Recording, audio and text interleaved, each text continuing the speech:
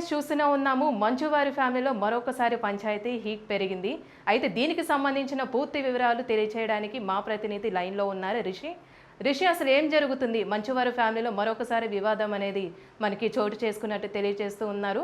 అసలు ఏంటి గొడవ, ఏం జరుగుతుంది అక్కడ? యమిని, ప్రస్తుతం తీసుకున్నట్టయితే మంచువారింట్లో మరోసారి మంటలు రేగాయని చెప్పుకోవచ్చు.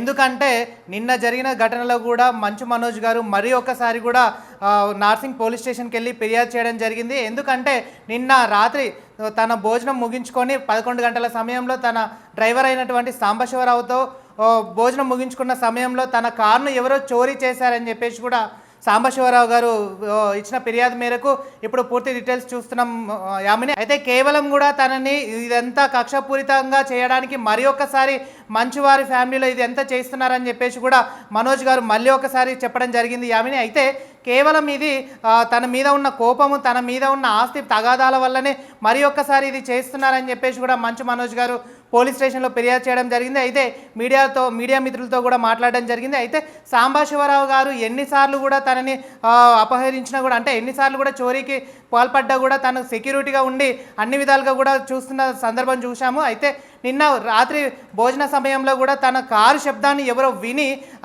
చూసుకున్న సందర్భం కూడా చూస్తున్నాము. అయితే కారును ఎవరో స్టార్ట్ చేసినట్టు, కారు ఎవరో తీసుకెళ్తున్నట్టు కూడా సమాచారం ఉండడంతో సాంబశివరావు గారు దాన్ని వెంటబడినా కూడా ఆ దొంగలు అనేది కనిపించకుండా ఆ కారును చోరీ చేసిన విధంగా చూసుకోవచ్చు యామిని. అయితే అదే విషయం గురించి